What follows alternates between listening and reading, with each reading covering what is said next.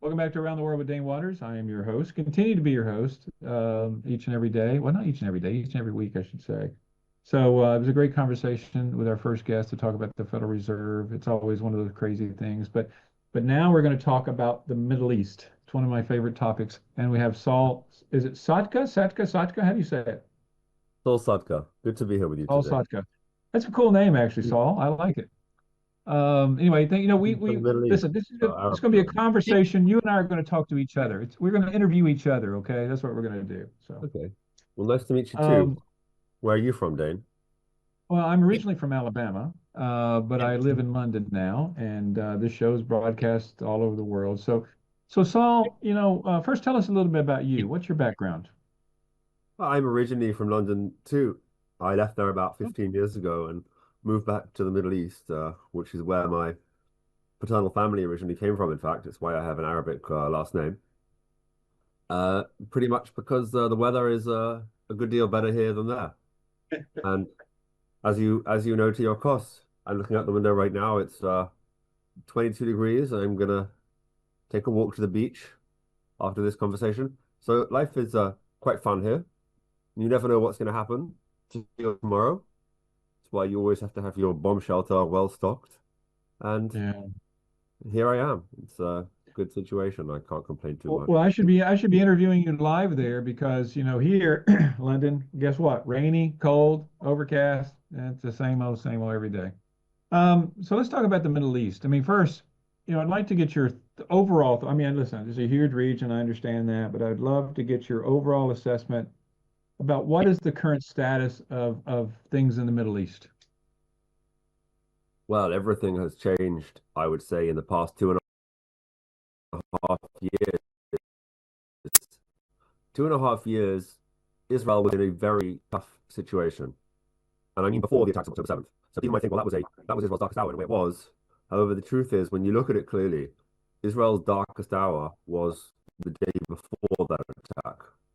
Because what was happening was that the Iranians had decided that their intent was to destroy Israel. They didn't want Israel to exist anymore, and they weren't joking at all. So on the one hand, they were building nuclear weapons with a very clear and explicit intent of using them against Israel. They had no qualms, as we've seen in the past couple of weeks. They have no qualms about killing people by the tens of thousands, and they certainly wouldn't have minded killing Jews by the hundreds of thousands or millions. They weren't joking. So they were building the nuclear weapons, and at the same time, because they didn't really have a genuine military, the military that they have in Iran is very weak and quite sad, actually. But what they do have is they have the Revolutionary Guards, and that is there to protect the revolution. Literally, they are the guards of the revolution, and they are very strong. And their job fundamentally was to protect the nuclear program. And so, to that end, they set up a tentacle-like web, like an octopus. Octopus arms all over the Middle East, all pointed at Israel and the American bases there, to make sure that nobody could attack their nuclear program. Because the point would be that if you would attack their nuclear program, which Israel could easily have done at any time, they had stealth jets that could have blown it up easily. But if they did, they would know that all of Iran's proxy armies would immediately jump on Israel and destroy it. And it really would have been terrible. So that was October 6th, 2023, up to that date. So Israel was kind of stuck. It was a frog being slowly boiled in the pots, a crab, if you will. He doesn't know. You keep turning the temperature out a little bit. There's not even that's what Israel was in. It was a very worrying time because there didn't seem to be a way out. Now, October 7th was Israel's darkest hour. But what it did do is it gave Israel a casus belli to begin dismantling Iran's tentacles one by one.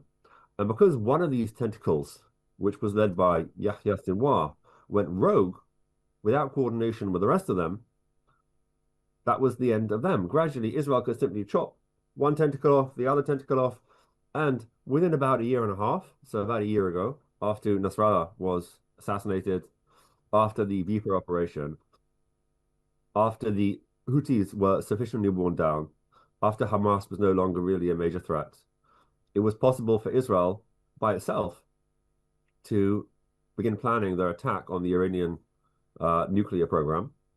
And as we saw in June, that's what began. And Israel started their 12-day war with the Americans joining in at the last minute. And within 12 days, the Iranian regime had not only lost its proxies, but had lost the thing that the proxies were there to protect. And that could never have happened if Sinwar hadn't made his grievous error. So Israel's position 2.5 years ago was terrible.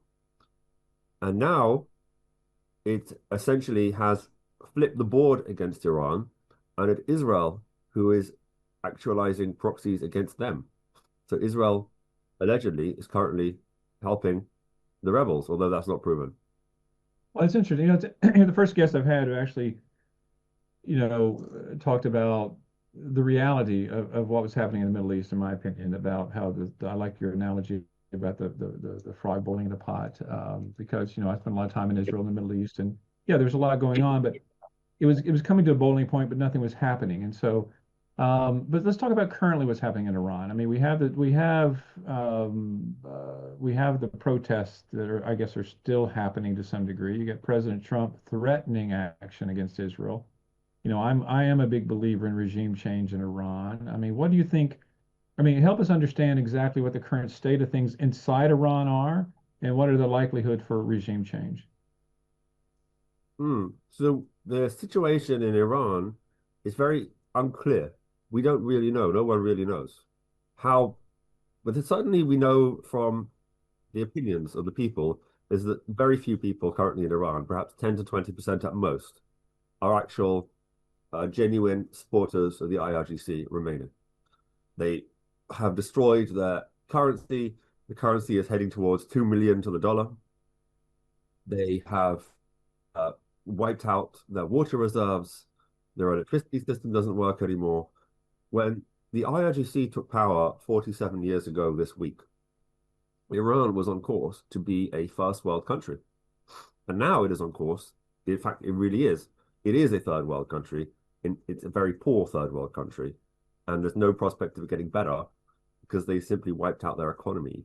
They also, through a bunch of terrible mistakes over the 47 years, they've managed to crush its population. They've wiped out its birth rate such that within a generation, the Iranian economy, which is very, very poor, will essentially cease to function because they haven't had enough kids. It's a mess. Iran is heading into very dark times. Either way, even if Iran manages to overthrow their dictatorship, the generation ahead is going to be very difficult for them. The situation there, the Iranians, the Iranian people, for them to overthrow that regime. It's a very difficult regime to overthrow because you have hundreds of thousands of people who are armed and paid, and there are also foreigners who are brought in to crush protesters with guns. It's very hard to keep walking out into the street unarmed when you see the people next to you getting blown in the head. And that's what's been happening. That's what they did. So they know that. They know if they go out into the street to protest again, there's a 10% chance they don't come back. Very tough. Well, let me ask this question real quick, if I may. So, Israel's been very successful. They got rid of Nasrallah. They got rid of, the leaders of Hamas. They're killing people, the opposition all over the world. Why haven't they just taken out the leadership of the Iranian government? Well, in a way, they did. They took out quite a lot of them, the surprising amount on the first hours of the 12-day war in June. They in fact brought a large number of generals together. They managed a trick, I think 20 generals from the top of the IRGC to come to a meeting, and then they blew up the meeting room, and they killed a large number of senior people within the government there. However, it could be, and this is quite cynical but also true. It might be in the best interest of many people in the Middle East for the Iranian regime to remain weak and not destroyed. Because if they're destroyed, you don't know what's going to come next. But if they're weak, well, at least you know what's there. So I genuinely think, and I know some of the people involved, and I've spoken to them, and I think there are large numbers of people in the Israeli government and politics who really genuinely want the Iranian regime to fall. They would like Israel to have the Iranians destroy it. They're not cynical about it. Even if it means that Israel's geopolitical situation with a new Iranian a government, a free Iran, might be worse than with a permanently weak Iran. They would rather have a free Iran. They view it as a sort of moral imperative, a sort of repayment. Uh, for example, when Syria fell apart, so Israel doesn't mind.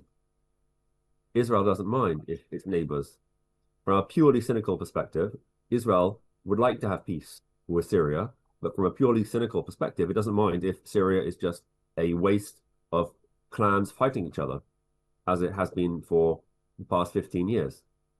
But I don't think they view it that way in Iran. I think they genuinely would like the new regime there. And I think on a personal level, there are many people in Israel who would like to see that happen. We hear we always talk about Iran, Syria, Lebanon. You don't hear a lot about conversations about Iraq often in this conversation. In the grand scheme of the Middle East, where's Iraq these days? But Iraq is doing rather better than it was before. However, you still have the terrible sectarian fighting continuing on a permanent basis. The problem with Iraq and Syria and Iran and Lebanon, those four countries in particular, but also others, the same applies in Turkey, is that they exist along borders that were divided up by the European powers more than a century ago. And when those borders were divided up, it's not just that they were divided up arbitrarily, they were divided up explicitly to ensure that no particular nation, no particular state would have any kind of ethnic majority to keep them essentially against each other. And the result is that all these nations in the Middle East, the primary loyalty that you have is not to your state. The nation state as we know it is a novel idea in the Middle East. The primary loyalty that the people have instead is to their clan, to their family, and to their tribe on the lower level. And as long as the system of government does not respect that fundamental level of organization, these states will continue to fail. So Lebanon, for example, Syria, Iraq, there's no way that it can continue in the long run. There's no way. There might be peace for 10 years, there might be calm, and then again the whole thing will start to fall apart. The Kurds are currently demanding independence in the north, and they have some level of independence. But of course, the Turks are trying to do whatever they can to make sure that the Kurds can't have independence because they don't want their own local Kurds to want independence too. And as a result, you end up with international strife bolstered by externals who are trying to stoke it up in various directions, and you end up with complete chaos like we see in Iraq forever. But the only way you can keep Iraq safe and united was under a crazed dictator like Saddam Hussein, and that was bloody in its own different way. Let me ask this. So, let's talk about Turkey and Israel. I mean, there's no love lost between the two countries. And do you think that Turkey is trying to be more of a regional player and trying to cause mayhem in the region? Yes. Well, Turkey, first of all, there are certain leaders within Turkey, including Erdogan, who are aligned with the Muslim Brotherhood. So Qatar and Turkey, in theory, and Iran, but that's falling apart, are aligned in a way that they want to see essentially a Muslim caliphate. And Erdogan sees himself as a future caliph. He wants to be part of that. But their main geopolitical concern, really, when you go down to brass tacks, is not really any kind of Muslim conquest. They're far more interested in the 20 to 25% minority within their own borders of Kurds. And within the next 50 to 100 years, that is going to be the overriding problem that Turkey has in reality. They have a minority of people who do not necessarily want to be Turkish. They have allies. I mean, the Kurds have allies on all Kurds, on all the borders of Turkey, and they want independence in theory, or most of them do. And that population is growing while their own population is thinking. So as a result, they are going to be facing that conflict in the long run. That most likely is going to keep them quite busy. So I don't really see Turkey. A lot of people see Turkey as a rising power who are going to be moving out and trying to cause chaos and issues. I don't really see them with the opportunity to project too much power. And most of the people within Turkey who actually hold power within the military are very moderate, serious people who are well acquainted with working with NATO and Israel. And a lot of the language that comes out of Turkey via Erdogan and his cronies is more bluster, I feel, than reality. Well, we have 1 minute left. I want to get your take excuse me, I'm getting cold here.